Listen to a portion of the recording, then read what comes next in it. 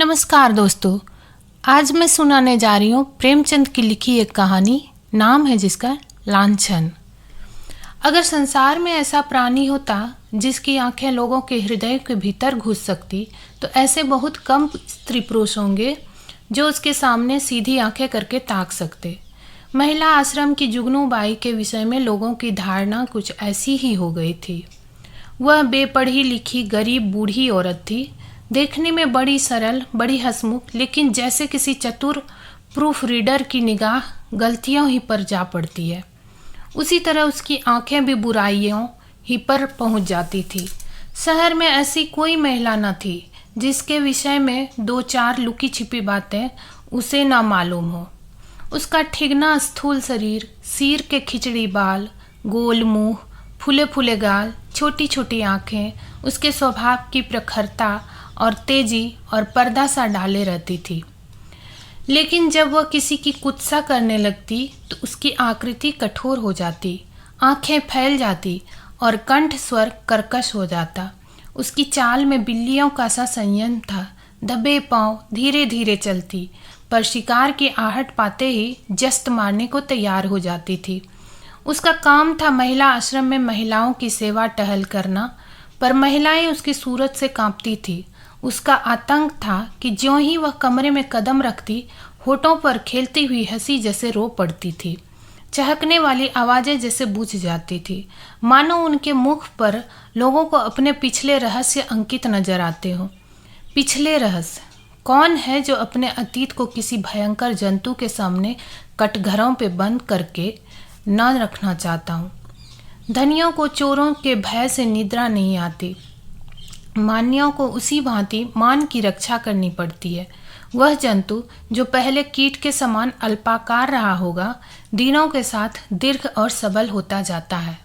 यहाँ तक हम उसकी याद ही से कांप उठते हैं और अपने ही कारनामों की बात होती है तो अधिकांश देवियाँ जुगनू को दुत्कारती, पर यहाँ तो मैके और ससुराल, ननियाल, ददियाल, फुफियाल और मौसियाल चारों ओर की रक्षा करनी थी। और जिस किले के इतने द्वार हो उसकी रक्षा कौन कर सकता है? वहाँ तो हमला करने वाले के सामने मस्तक झुकाने में ही कुशल है। जुगनू के दिल में हजारों मुर्दे गड़े पड़े थे और वह जरूरत पड़ने पर उन्हें उखाड़ दिया करती थी। जहाँ किसी महिला ने दून की ली या शान दिखाए, वहाँ जुगनू की त्योरियाँ बदली।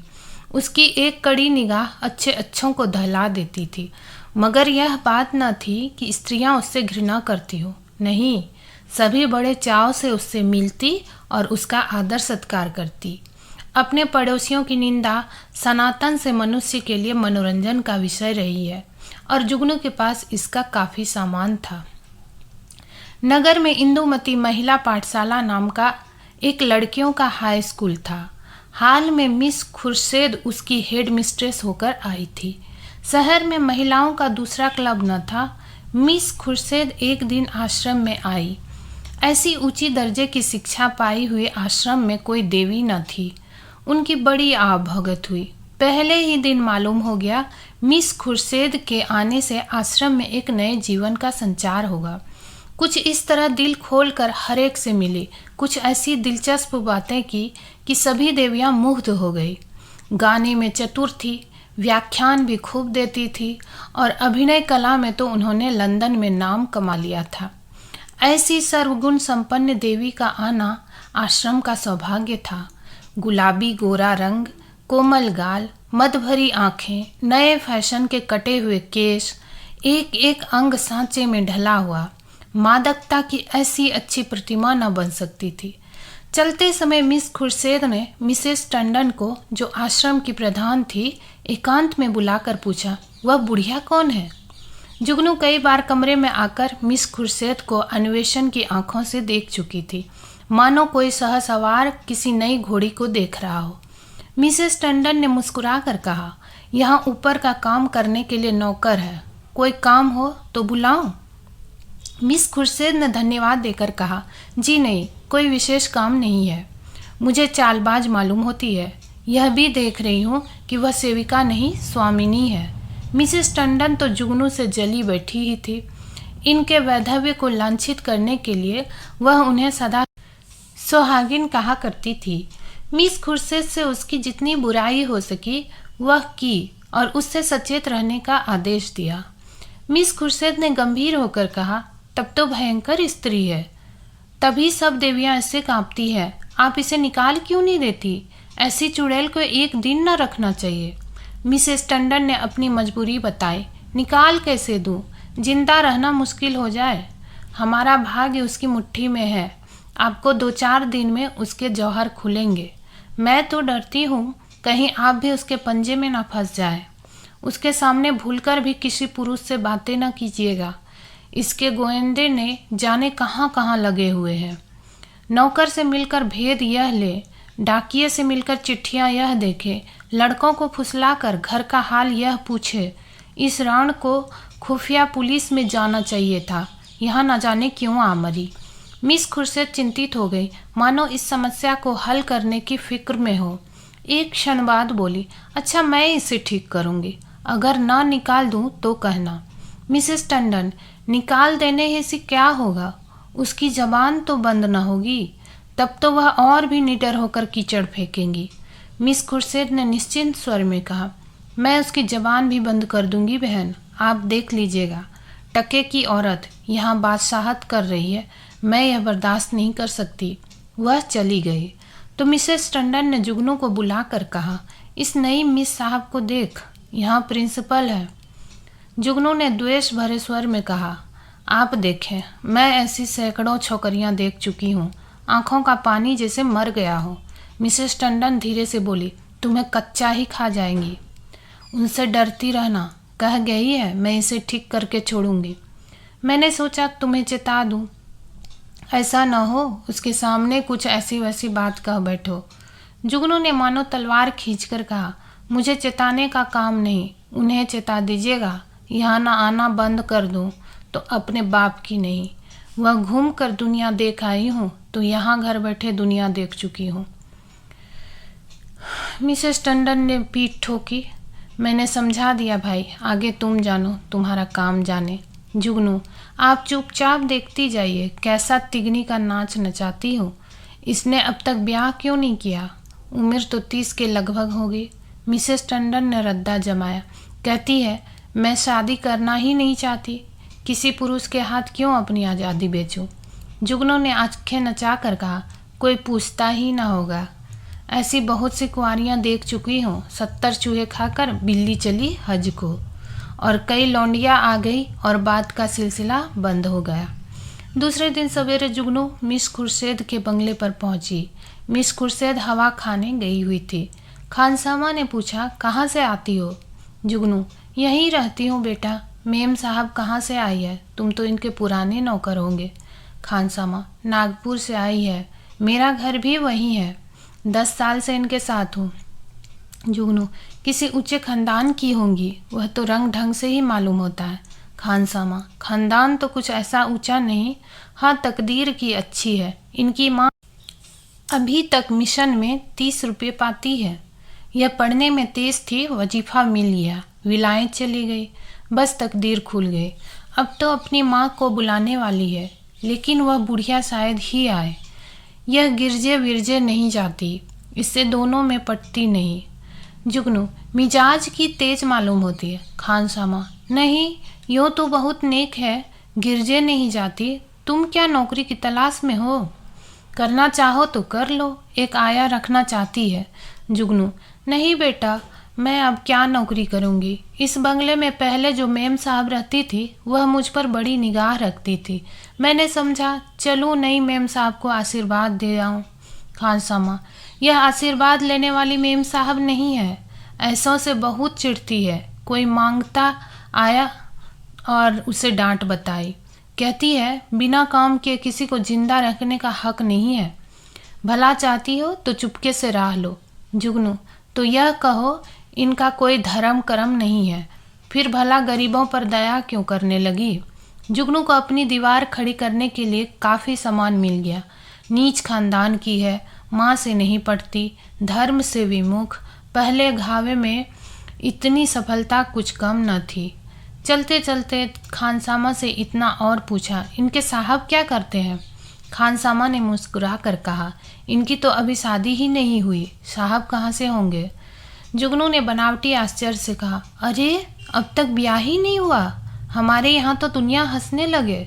खानसामा, अपना अपना रिवाज है, इनके यहाँ तो कितनी ही औरतें उम्र भर विवाह नहीं करती।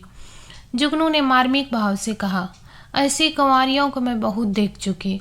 हमारी बिरादरी में कोई स्तेनो रहे तो थोड़ी थोड़ी हो जाए, मुदा इनके यहाँ जो जी में आवे करो, कोई नहीं पूछता। इतने में मिस खुर्शीद आ पहुंची। गुलाबी जाड़ा पहनने वाला था। मिस साहब साड़ी के ऊपर ओवरकोट पहने हुए थी। एक हाथ में छतरी थी, दूसरे में छोटे कुत्ते की जंजीर। प्रभात की शीतल वायु में व्यायाम ने कपोलों को ताज़ा और सुर्ख कर दिया था। जुगनू ने झुककर सलाम किया, पर उन्होंने उसे देखकर भी न देखा। अंदर जाते ही खानसामा को बुलाकर पूछा, यह औरत क्या करने आई है? खानसामा ने जूते का फीता खोलते हुए कहा, भिखारिन है हुजूर, पर औरत समझदार है। मैंने कहा यहाँ नौकरी करेगी तो राजी नहीं हुई। पूछने लगी इनके साहब क्या करते हैं। जब मैंने बता दिया तो इसे बड़ा आश्चर्य और ताज्जुब हुआ, और होना ही चाहे। हिंदुओं में तो दुहमुहे बालकों तक का विवाह हो जाता है। खुर्शीद ने जांच की। और क्या कहती थी? और तो कोई बात नहीं हुजूर। अच्छा, उसे मेरे पास भेज दो। जुगनू ने ज्यों ही कमरे में कदम रखा, मिस खुर्शीद ने कुर्सी से उठकर स्वागत किया। आइए माँ जी, मैं जरा सैर करने चली गई थी। आपके आश्रम में तो सब कुशल है? जुगनू एक कुर्सी का तकिया पकड़कर खड़ी खड़ी बोली, कुशल है मिस साहब। मैंने कहा आपको आशीर्वाद दे जाऊं। मैं आपकी चेरी हूँ। जब कोई काम पड़े मुझे याद कीजिएगा। यहाँ अकेले तो हुजूर को अच्छा न लगता होगा। मिस खुर्शीद, मुझे अपने स्कूल की लड़कियों के साथ बड़ा आनंद मिलता है। वह सब मेरी ही लड़कियां हैं। जुगनू ने मातृभाव से सिर हिलाकर कहा, यह ठीक है मिस साहब, पर अपना अपना ही है। दूसरा अपना हो जाए तो अपनों के लिए कोई क्यों रोए। सहसा एक सुंदर सजीला युवक रेशमी सूट धारण किए, जूते चरमर करता हुआ अंदर आया। मिस खुर्शीद ने इस तरह दौड़ किया मानो जामे में फूली न समाती हो। जुगनू उसे देखकर कोने में दुबक गई। खुर्शीद ने युवक से गले मिलकर कहा, प्यारे, मैं कब से तुम्हारी राह देख रही हूँ। जुगनू से, माँ जी आप जाएं, फिर कभी आना। यह हमारे परम मित्र विलियम किंग है। हम और यह बहुत दिनों तक साथ साथ पढ़े हैं। जुगनू चुपके से निकलकर बाहर आई। खानसामा खड़ा था। पूछा, यह लौंडा कौन है? खानसामा ने सिर हिलाया। मैंने इसे आज ही देखा है। शायद अब कुंवारपन से जी उबा। अच्छा तहरदार जवान है। जुगनू, दोनों इस तरह टूटकर गले मिले हैं कि मैं तो लाज के मारे गड़ गई। ऐसा चूमा चाटी तो जोरू खुशम में भी नहीं होती। दोनों लिपट गए। लौंडा तो मुझे देखकर कुछ झिझकता था, पर तुम्हारे मिस साहब तो जैसे मतवाली हो गई थी। खानसामा ने मानो अमंगल के आभास से कहा, मुझे तो कुछ बेढब मामला नजर आता है। जुगनू तो यहाँ से सीधे मिसेस टंडन के घर पहुंची।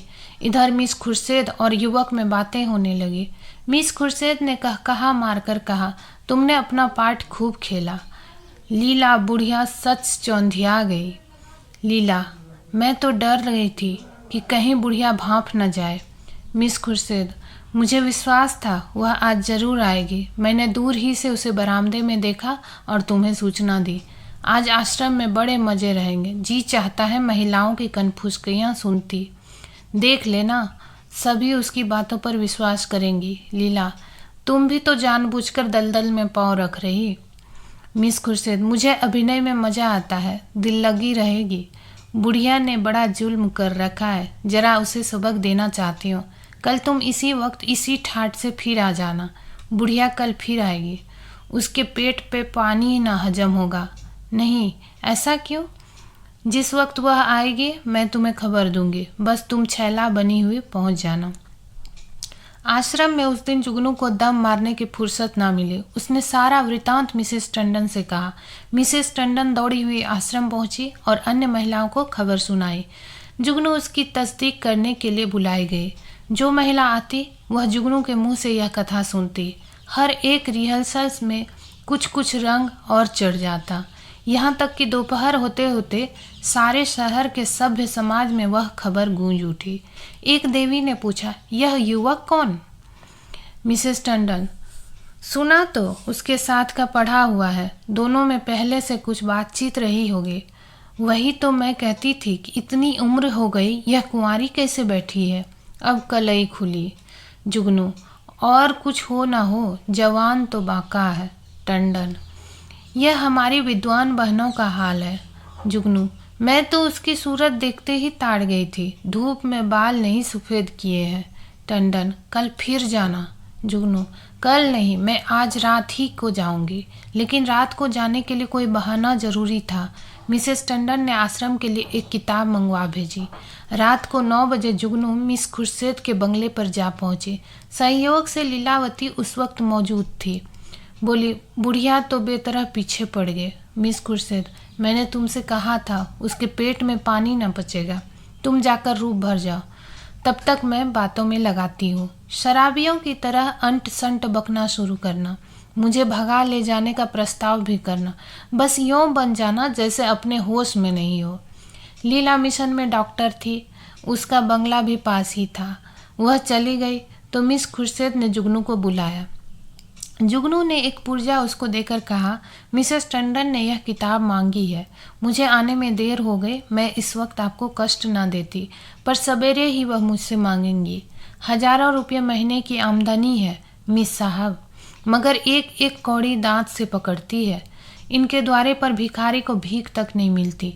मिस खुर्शीद ने पुर्जा देखकर कहा, इस वक्त तो यह किताब नहीं मिल सकती, सुबह ले जाना, तुमसे कुछ बातें करनी है, बैठो, मैं अभी आती हूँ।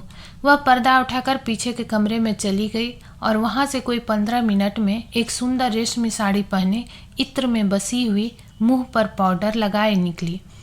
जुगनू ने उसे आंखों में फाड़ कर देखा। ओहो, यह श्रृंगार, शायद इस समय वह लौंडा आने वाला होगा, तभी यह तैयारियां हैं। नहीं, सोने के समय कुंवारियों को बनाव संवर कर क्या जरूरत है। जुगनू की नीति में स्त्रियों के श्रृंगार का केवल एक उद्देश्य था, पति को लुभाना, इसलिए सुहागिनों के सिवा श्रृंगार और सभी के लिए वर्जित था। अभी खुर्शीद कुर्सी पर बैठने भी न पाई थी कि जूतों का चरमर सुनाई दिया और एक क्षण में विलियम किंग ने कमरे में कदम रखा। उसकी आंखें चढ़ी हुई मालूम होती थी और कपड़े से शराब की गंध आ रही थी। उसने बेधड़क मिस खुर्शीद को छाती से लगा लिया और बार बार उसके कपोलों के चुंबन लेने लगा। मिस खुर्शीद ने अपने को जैसे उसके कर पास से छुड़ाने की चेष्टा करके कहा, चलो हटो, शराब पीकर आए हो। किंग ने उसे और चिमटा कर कहा, आज तुम्हें भी पिलाऊंगा प्रिय, तुमको पीना होगा, फिर हम दोनों लिपट कर सोवेंगे। नशे में प्रेम कितना सजीव हो जाता है, इसकी परीक्षा कर लो। मिस खुर्शीद ने इस तरह जुगनू की उपस्थिति का उसे संकेत किया कि जुगनू पर नजर पड़ जाए, पर किंग नशे में मस्त था, जुगनू की तरफ देखा ही नहीं। मिस खुर्शीद ने रोज के साथ अपने को अलग करके कहा, तुम इस वक्त आपे में नहीं हो, इतने उतावले क्यों हुए जाते हो? क्या मैं कहीं भागी जा रही हूँ? किंग, इतने दिनों से चोरों की तरह आया हूँ, आज से मैं खुले खजाने आऊँगा। खुर्शीद, तुम तो पागल हो रही हो, देखते नहीं हो कमरे में कौन बैठा हुआ है? किंग ने हकबका कर कहा। जुगनू की तरफ देखा और झिझक कर बोला, यह बुढ़िया यहाँ कब आई? तू यहाँ क्यों आई बुढ़ी? शैतान की बच्ची, यहाँ भेद लेने आती हो? हमको बदनाम करना चाहती है? मैं तेरा गला घोट दूंगा। ठहर, भागती कहाँ है? मैं तुझे जिंदा न छोड़ूंगा। जुगनू बिल्ली की तरह कमरे से निकली और सिर पर पांव रखकर भागी। उधर कमरे से कह कहे उठ उठ कर छत को हिलाने लगी। जुगनू उसी वक्त मिसेस टंडन के घर पहुंची। उसके पेट में बुलबुले उठ रहे थे, पर मिसेस टंडन सो गई थी। वहां से निराश होकर उसने कई दूसरे घरों की कुंडी खटखटाई, पर कोई द्वार न खुला और दुखिया को सारी रात इसी तरह काटनी पड़ी, मानो कोई रोता हुआ बच्चा गोद में हो। प्रातःकाल वह आश्रम में जा कूदी। कोई आधे घंटे में मिसेस टंडन भी आए। उन्हें देखकर उसने मुंह फेर लिया। मिसेस टंडन ने पूछा, रात क्या तुम मेरे घर आई थी? इस वक्त मुझसे महाराज ने कहा। जुगनू ने विरक्त भाव से कहा, प्यासा ही तो कुएं के पास जाता है, कुआं थोड़े ही प्यासे के पास आता है। मुझे आग में झोंक कर आप दूर हट गए। भगवान ने मेरी रक्षा की, नहीं कल जान ही गई थी। मिसेस टंडन ने उत्सुकता से कहा, क्या हुआ? हुआ क्या? कुछ कहो तो। मुझे तुमने जगाया क्यों न लिया? तुम तो जानती हो मेरी आदत सवेरे सो जाने की है। महाराज ने घर में घुसने ही न दिया, जगा कैसे लेती? आपको इतना तो सोचना चाहिए था कि वह वहाँ गई है तो आती होंगी। घड़ी भर बाद ही सोती तो क्या बिगड़ जाता, पर आपको किसी की क्या परवाह। तो क्या हुआ? मिस खुर्शीद मारने दौड़ी? वह नहीं मारने दौड़ी, उनका वह खसम है, वह मारने दौड़ा। लाल आंखें निकाले आया और मुझसे कहा, निकल जा। जब तक मैं निकलूं तब तक हंटर खींचकर दौड़ा ही तो पड़ा था। मैं सिर पर पांव रखकर न भागती तो चमड़ा उधोड़ा डालता, और वह राण बैठी तमाशा देखती रही। दोनों में पहले ही सधी बधी थी। ऐसी कुलटाओं का मुंह देखना पाप है। बेसुआ भी इतनी निर्लज ना होगी। जरा देर में और देवियां आ पहुंची। यह वृतांत सुनने के लिए सभी उत्सुक हो रही थी। जुगनू की कैंची अविश्रांत रूप से चलती रही। महिलाओं को इस वृतांत में इतना आनंद आ रहा था कि कुछ न पूछो। एक एक बात को खोद खोद कर पूछती थी। घर के काम धंधे भूल गए, खाने पीने की सुधि भी न रही, और एक बार सुनकर उनकी तृप्ति न होती थी। बार बार वही कथा नए आनंद से सुनती थी। मिसेस टंडन ने अंत में कहा, हमें आश्रम में ऐसी महिलाओं को लाना अनुचित है। आप लोग इस प्रश्न पर विचार करें। मिसेस पांड्या ने समर्थन किया।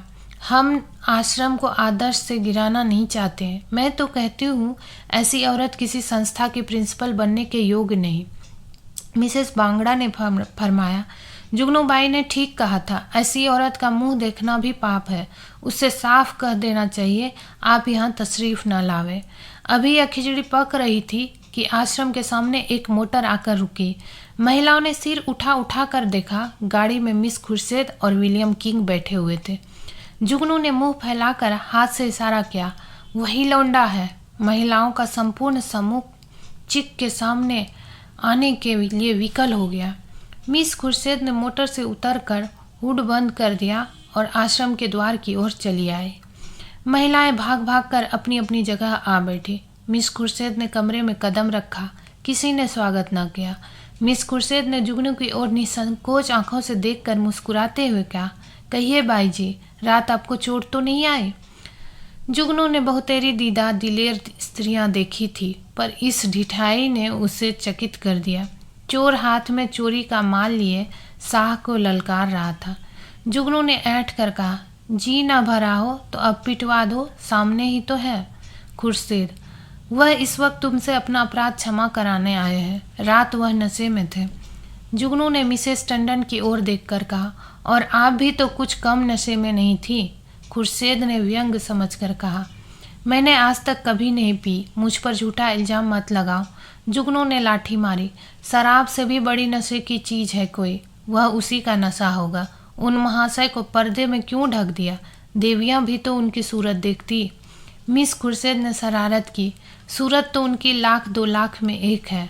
मिसेस टंडन ने आशंकित होकर कहा, नहीं, उन्हें यहाँ लाने की जरूरत नहीं। आश्रम को हम बदनाम नहीं करना चाहते। मिस खुर्शीद ने आग्रह किया, मामले को साफ करने के लिए उनका आप लोगों के सामने आना जरूरी है। एक तरफा फैसला आप क्यों करती हैं? मिसेस टंडन ने टालने के लिए कहा, यहाँ कोई मुकदमा थोड़े ही पेश है। मिस खुर्शीद, वाह, मेरी इज्जत में बट्टा लगा जा रहा है और आप कहती हैं कोई मुकदमा नहीं है। मिस्टर किंग आएंगे और आपको उनका बयान सुनना होगा। मिसेस टंडन को छोड़कर और सभी महिलाएं किंग को देखने के लिए उत्सुक थी। किसी ने विरोध न किया। खुर्शीद ने द्वार पर आकर ऊंची आवाज से कहा, तुम जरा यहाँ चले आओ। हुड खुला और मिस लीलावती रेशमी साड़ी पहने मुस्कुराती हुई निकल आए। आश्रम में सन्नाटा छा गया। देवियां विस्मित आंखें से लीलावती को देखने लगी। जुगनू ने आंखें चमका कर कहा, उन्हें कहाँ छिपा दिया आपने?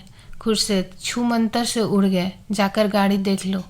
जुगनू लपक कर गाड़ी के पास गई और खूब देखभाल कर मुंह लटकाए हुए लौटी। मिस खुर्शीद ने पूछा, क्या हुआ, मिला कोई? जुगनू, मैं यह तिरिया चरित्र क्या जानूं? लीलावती को गौर से देखकर, और मर्दों को साड़ी पहनाकर आंखों में धूल झोंक रही हो, यही तो है वह रात वाले साहब।